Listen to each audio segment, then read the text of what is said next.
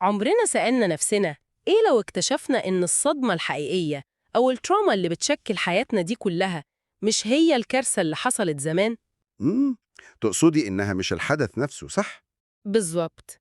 إيه لو الكارثة دي كانت مجرد سبب، لكن الصدمة الحقيقية هي الإصابة الخفية اللي حصلت جوانا عشان بس نقدر ننجو وقتها؟ دي فكرة عميقة جدا بصراحة. يعني كم مرة بنشوف ناس أو حتى إحنا نفسنا بنمر بحالات إرهاق جسدي مزمن، إرهاق ملوش أي تفسير طبي خالص. أيوة، اللي هو الواحد يصحى من النوم حاسس إنه مهدود ومش قادر يعمل حاجة. ده حقيقي جدا. أو مثلا انفجارات غضب مرعبة بنشوفها في الشارع أو الشغل بسبب مواقف يومية بسيطة جدا. أو العكس بقى، تلاقي شخص بيفني نفسه وبيستنزف طاقته تماما بس عشان يرضي كل اللي حواليه ويسمع كلمة شكر. مظبوط. في المواقف اللي زي دي السؤال اللي دايما بيطرح نفسه هو إيه الغلط في تركيبة الشخص ده؟ طبيعي، ده أول حاجة بتيجي في دماغنا. بس المصادر اللي معانا النهاردة في النقاش بتاعنا بتغير السؤال ده تماما. بدل ما نسأل إيه الغلط فينا، هنسأل إيه اللي حصل لنا. التغيير ده من إيه الغلط لإيه اللي حصل بيغير كل حاجة في فهمنا للنفس البشرية. يعني إحنا قدام خريطة متكاملة. خليطة مبنية على أبحاث وتجارب لأسماء تقيلة جدا. بالظبط. إحنا بنتكلم عن 3 من أهم المتخصصين في العالم في مجال الصدمات النفسية والتشافي. معانا أفكار بيت ووكر اللي بيفكك لنا تركيبة الصدمة المعقدة دي حتة حتة. ومعانا كمان بيسل فاندر كولك اللي أبحاثه أثبتت إزاي الجسد بيحتفظ بالصدمات دي في خلاياه ما بينساهاش. وجابور ماتيه بقى اللي بياخدنا لزاوية أوسع بكتير وبيكشف إزاي المجتمع الحديث بتاعنا بيشجع سلوكيات هي أساساً ناتجة عن صدمات. رحلة استكشافية دسمة فعلا، وهدفها إننا نفهم الميكانيزمات العميقة اللي بتتحكم في تصرفاتنا. يعني أي إنسان حاسس بضغط مزمن أو مهتم يفهم الناس اللي حواليه من غير ما يصدر عليهم أحكام قاسية هيلاقي في الأفكار دي تفسيرات منطقية جدا. طب خلينا نبدأ بالفكرة الجوهرية اللي جابور ماتي بيبني عليها شغله كله. هو بيرفض تماما الفكرة الشائعة إن الصدمة هي الحدث السيء. بالضبط. مارتن بيفرق بوضوح جدا بين الحدث والأثر. الحدث السيء بيحصل في العالم الخارجي وبيخلص. يعني ممكن ياخد دقايق أو حتى سنين، بس في النهاية ليه نقطة نهاية. مظبوط. الصدمة بقى هي الإصابة الداخلية اللي بتحصل جوه الجهاز العصبي والنفسية نتيجة للحدث ده. اللي هي حالة الانفصال عن المشاعر أو الجسد، صح؟ أيوة، العقل بيعمل كده كآلية دفاعية عشان الإنسان وتحديداً الطفل يقدر يستحمل ألم فوق طاقته. والمشكلة إن الإصابة دي بتفضل عايشة ومكملة معانا. حتى بعد ما الحدث ينتهي بعشرات السنين. دي الفكرة اللي لازم نركز عليها. عارف، إحنا نقدر نتخيل الموضوع ببساطة زي بيت قديم اتعرض لزلزال قوي. تشبيه خلو، كملي. الزلزال ده هو الحدث السيء. الزلزال خلص من 20 سنة مثلاً، بس ساب شروخ وتصدعات في أساسات البيت تحت الأرض. التصدعات دي هي الصدمة الداخلية بقى. بالظبط كده. اللي بيحصل إننا بنكبر ونبدأ ندهن حيطان البيت من بره بألوان حلوة ونحاول نبان ناجحين ومستقرين. بس لأن الأساسات لسه مشروخة، أي خبطة صغيرة في الشارع أو أي هزة بسيطة بتخلي البيت كله يتهز. وشروخ جديدة ترجع تبان على الحيطان وتفضح كل حاجة. التشبيه ده بيشرح بالظبط ليه بيحصل الانهيار المفاجئ للناس في مواقف تبدو عادية. لأن الإصابة داخلية، والعقل الباطن بيفضل عايش في حالة رعب إن البيت ممكن يقع في أي لحظة. وهنا بقى فاندر كوليك بيتدخل بأبحاثه وبيثبت إن التهديد ده مش مجرد أفكار. أمال إيه؟ ده بيتسجل كشحنات كيميائية وعصبية جوه الجسم نفسه. يعني الجسم بيبقى مشحون بالخوف ده؟ بالظبط. وبناء عليه العقل بيبتكر طرق دفاعية عشان يمنع الانهيار ده. وده اللي بيت ووكر بيسميه آليات النجاة. يبقى هندسة التشافي كلها بتبدأ من اللحظة اللي الإنسان يدرك فيها إنه مش شخص معيوب أو ناقص؟ أيوة، هو شخص مصاب والإصابات دي ممكن تتفهم وتتعالج لو نزلنا للأساسات. طب لو نزلنا للأساسات دي، هنلاقي أول فكرة بيطرحها بيت ووكر وهي الومضات العاطفية أو الإيموشنال فلاش باكس. دي فكرة محورية جدا عشان نفهم إزاي الصدمة المعقدة بتختلف عن صدمة ما بعد الصدمة العادية اللي بنشوفها في الأفلام. تقصد الصدمة العادية اللي بتيجي من حادثة عربية أو حرب مثلاً؟ أيوة، المصاب بالنوع ده غالبا بيجيله ذكريات بصرية، يعني بيشوف الحادثة بتتعاد قدام عينيه حرفيا. طب والصدمة المعقدة؟ دي بقى بتيجي من بيئة مستمرة من الضغط أو الإهمال العاطفي في الطفولة. الومضة بتاعتها مش بصرية خالص. أمال بتكون إيه؟ دي ومضة شعورية، يعني فجأة وبدون أي مبرر منطقي في الحاضر الشخص بيتم اختطافه عاطفياً. اللي هو بيرجع لنفس حالة الرعب أو العجز اللي حس بيها هو طفل صغير، بالظبط، فجأة بيحس إنه ضعيف جداً ومفيش في إيده أي حيلة. واللي بيخلي الومضات دي مدمرة إنها بتيجي مربوطة بحاجة تقيلة قوي اسمها العار السام أو التوكسيك شيم. العار السام ده قصة تانية. الإحساس بإن المشكلة مش في إن أنا عملت حاجة غلط، لأ، المشكلة إن أنا كلي على بعضي غلط. اللي هو شعور أنا شخص سيء وما استاهلش تحب. مظبوط. تكوين العار السام ده ليه تفسير عصبي ونفسي مذهل الحقيقة. إزاي؟ الطفل لما بيكون في بيئة قاسية بيكون قدامه خيارين، يا إما يعترف إن أهله أشخاص غير آمنين. وده طبعاً معناه الموت المحتمل لطفل بيعتمد عليهم في الأكل والشرب. بالظبط. الخيار التاني بقى إنه يقرر إن العيب فيه هو، وإنه شخص سيء عشان كده بيتعامل بالطريقة دي. والعقل بيختار الخيار التاني لأنه بيدي الطفل أمل زائف. اللي هو لو أنا شخص سيء يبقى أنا ممكن أبقى أحسن وأخليهم يحبوني. الفكرة دي بتتحول لعقيدة راسخة في اللاواعي وبتكمل مع الإنسان لما يكبر. ده بيفسر القصة الشهيرة اللي جابر مات حكاها عن نفسه في الكتاب. قصة المطار دي معبرة جدا. ماتي بيقول إنه كان راجع من سفر ومراته كانت المفروض تستناه في المطار، لكنها اتأخرت شوية. الطبيعي إن أي شخص في الموقف ده ممكن يتضايق شوية أو يتصل يسأل أنت فين. بس ماتي حس بغضب كاسح ومرعب، ولما مراته وصلت وشه كان متصلب تماماً، وبقى يرد بكلمات مقتضبة جداً ورفض يتكلم معاها لمدة يوم كامل. لو حللنا الموقف ده بناء على الومضات العاطفية هنفهم إن الخناقة دي ما كانتش على التأخير إطلاقاً. أيوة، ماتي بيحلل الموقف بشفافية شديدة. هو كطفل رضيع في فترة الحرب والدته اضطرت تسلمه لشخص غريب عشان تنقذ حياته.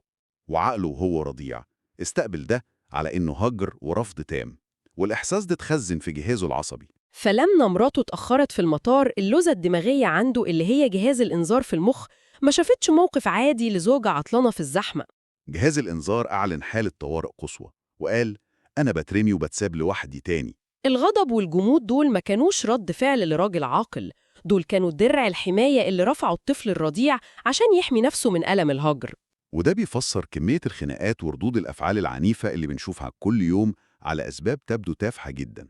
لأن العقل في اللحظة دي ما بيتعاملش مع الحاضر، هو بيحارب وحشة من الماضي. وهنا نوصل لنقطة مهمة. لما العقل بيحس بالخطر أو بيعيش ومضة عاطفية إزاي بيختار طريقة الدفاع؟ الأبحاث بتحظمس استجابات النجاة دي ل4 أنواع اللي بيسموهم ال4 Fs: الهجوم، الهروب، التجمد، والمسايرة. المخ بيعمل حسابات معقدة في أجزاء من الثانية عشان يختار آلية النجاة. الهجوم مثلا أو الفايت بيبان في العصبية والصوت العالي. اللي هو التحكم في الآخرين عشان الشخص يحمي نفسه من إنه يتأذي. بالظبط. الهروب بقى أو الفلايت مش معناه إن الشخص بيجري في الشارع. أمال بيكون إزاي؟ الهروب هنا بيكون بالانشغال المفرط، إدمان الشغل، أو السعي القهري للمثالية. عشان الشخص ما يسيبش لنفسه دقيقة يواجه فيها مشاعره. أيوة. التجمد أو الفريز بيحصل لما العقل يلاقي إن الهجوم أو الهروب مستحيل، فبيفصل تماماً عن الواقع.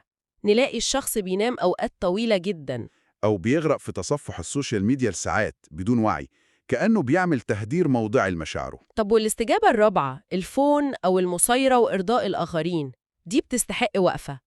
إزاي إرضاء الناس بيكون وسيلة نجاة من خطر؟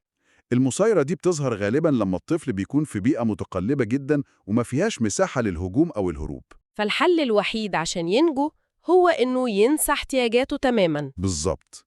ويبقى جهاز الرادار حساس جداً لمزاج اللي حواليه، بيتعلم إزاي يرضيهم ويوافقهم على كل حاجة عشان يتجنب غضبهم. ولما بيكبر بيفضل يمارس نفس الآلية، بيلغي حدوده وبيجي على نفسه دايماً. وبيخاف يقول لأ لأي حد لأنه مبرمج إن الرفض معناه الخطر. بس بص، لو تأملنا استجابات النجاة دي هنكتشف مفارقة مرعبة بيشير ليها ماتيو. إيه هي؟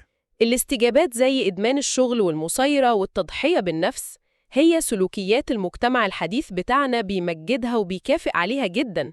دي نقطة خطيرة جداً. الموظف اللي بيقعد 14 ساعة في المكتب هرباً من مشاعره المجتمع بيسميه ناجح ومثالي. والشخص اللي بيلغي كيانه عشان يسعد اللي حواليه بيتقال عليه أصيل وطيب. إحنا حرفياً بنكافئ الناس على صدماتهم وبنعتبر استجابات النجاة دي علامات نجاح. ماتيو بيسمي الظاهرة دي أسطورة الطبيعي. الأنظمة الحديثة بتستفيد جدا من الناس المصدومة. الموظف اللي بيهرب من ألمه في الشغل بينتج أكتر للمنظومة بدون ما يطالب بحقوقه. اللي خايف يقول لأ بيكون أسهل في السيطرة عليه. المأساة هنا إننا بنطبع المرض وبنعتبر إن دي الطريقة الطبيعية للحياة. في حين إنها صراخات استغاثة من أجهزة عصبية عايشة في حالة طوارئ ومستنزفة للآخر. والاستنزاف ده مش بيمر بسلام، لأن الجسم في النهاية هو اللي بيدفع الفاتورة. وده ينقلنا الأبحاث بسيل فاندر كولك في كتابه الجسد يسجل كل شيء. ليه التركيز الكبير على الجسد؟ ليه ما بنكتفيش بتحليل الأفكار في جلسات العلاج النفسي العادية؟ أبحاث فاندر كولك عملت ثورة لأنها صورت المخ أثناء الومضات العاطفية. اللي بيحصل هو إن منطقة بروكا في المخ المسؤولة عن اللغة والمنطق مالها؟ نشاطها بيقل جدا وممكن تقفل تماما وقت الإحساس بالخطر، وفي نفس الوقت اللوزة الدماغية بتشتغل بأقصى طاقتها. ده معناه إن الشخص في اللحظة دي حرفياً بيفقد قدرته على استخدام المنطق والتعبير. ما بيقدرش يتكلم ولا يعبر، لكن الجسد ما بينساش. العضلات، سرعة ضربات القلب والمعدة كلهم بيسجلوا التجربة دي. ويفضلوا عايشين كأن الخطر لسه موجود دلوقتي. عشان كده العلاج بالكلام بس ما بيجيبش نتيجة كاملة، لأنك بتحاول تتكلم مع جزء من المخ مقفول أساساً. ده بيفسر القصة المأساوية اللي بيحكيها فاندر كولك عن المريضة سيلفيا. قصة سيلفيا دي بتوجع القلب، بس بتشرح الفكرة بامتياز. سيلفيا كانت بتعاني من اكتئاب شديد ورافضة الأكل تماماً. الطاقم الطبي بنية سليمة جداً عشان ينقذوا حياتها، قرروا يطعموها بالقوة. مسكوها وكتفوها عشان يدخلوا أنبوبة تغذية. اللي الطاقم ما كانش يعرفوا إن سيلفيا اتعرضت لاعتداء عنيف وهي طفلة.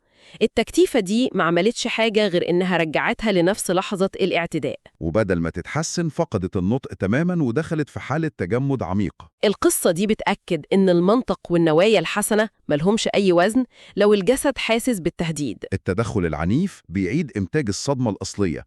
الجسد هنا محتاج يتبعت له إشارات أمان مادية عشان يقتنع إن التهديد القديم انتهى. طب إذا كان العقل المنطقي بيقفل وجهاز الإنذار بيشتغل والجسم بيبقى في حالة حرب، إزاي ننقذ الموقف عملياً؟ إحنا محتاجين أدوات، وهنا بندخل على التطبيق.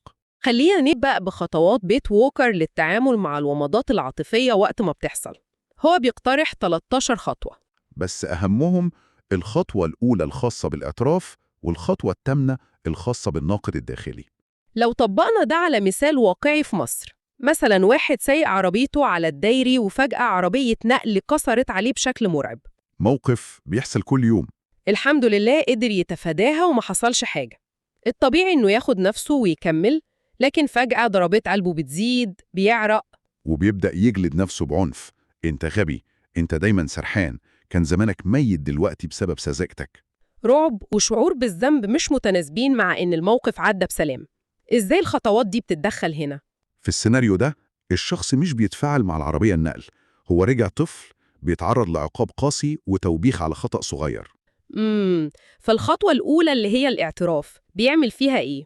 بتطلب منه إنه يقول بصوت مسموع أو في سر بوضوح: أنا بمر بومضة عاطفية دلوقتي، أنا مش في خطر حقيقي حالا. اللي هو بيفكر نفسه إنه بالغ وفي أمان. بالظبط، بيقول أنا شخص بالغ سايق عربيتي وفي أمان، الإحساس اللي عندي ده مجرد ذكرى من الماضي. الخطوة دي بتبدأ تشغل المنطق وتفصل بين الماضي والحاضر. والخطوة الثامنة بقى بتستهدف الناقد الداخلي، الصوت اللي بيقوله أنت غبي. بيعمل معاه إيه؟ بيسيبه؟ لا، لازم يوقفه بوعي وحزم.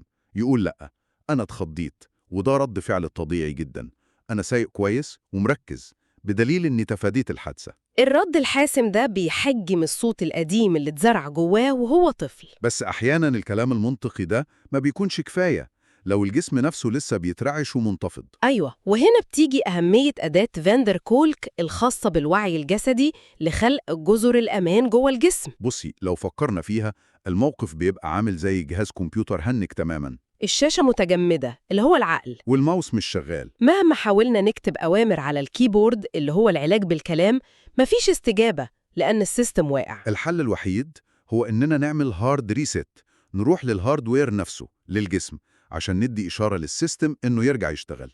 التقنية دي بتتعمل إزاي؟ لما الومضة بتحصل بيكون في إحساس مزعج ومؤلم في جزء من الجسم، الصدر مقبوض أو المعدة مشدودة، الناس دايما بتحاول تتخانق مع الإحساس المزعج ده. وده بيزود التوتر. التقنية هنا بتطلب العكس، سيب الإحساس المزعج في حاله واعمل مسح سريع لجسمك عشان تدور على جزء آمن. جزء مفيش فيه توتر يعني. بالظبط، ممكن يكون كف الإيد أو القدم وهي ساندة على الأرض. بنوجه كل الانتباه للجزئية دي، بنحس بوزنها ونحركها ببطء. الإجراء البسيط ده بيبعت إشارة عصبية صاعدة من الجسم للمخ بتقول إن في أجزاء مننا في أمان، الخطر مش كلي. الإشارة دي بتبدأ تهدي اللوزة الدماغية وترجع منطقة المنطق تشتغل تاني. ده بيمهد الطريق عشان نقدر نستخدم الأداة التالتة، وهي خطوات جابور ماتيل 5 لإعادة برمجة الدماغ. المرونة العصبية دي بتغير شكل المخ حرفياً. الخطوات هي إعادة التسمية، إعادة النسبة، تغيير التركيز، إعادة التقييم، وإعادة الخلق.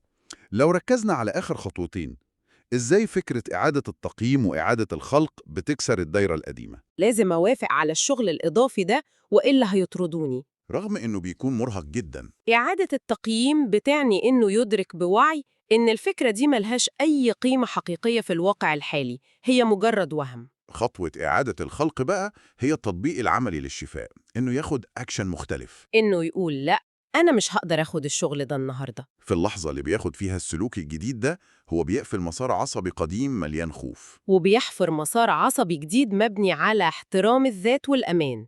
ومع التكرار، المسار الجديد ده هو اللي بيبقى الاستجابة الطبيعية. بس إزاي الواحد يطبق كل ده من غير ما يحس إنه دخل في دوامة؟ دي حقيقة، كتير من الناس بتتحمس وتبدأ تطبق كل حاجة مرة واحدة وتصاب بالإحباط لما تقع في أول أزمة.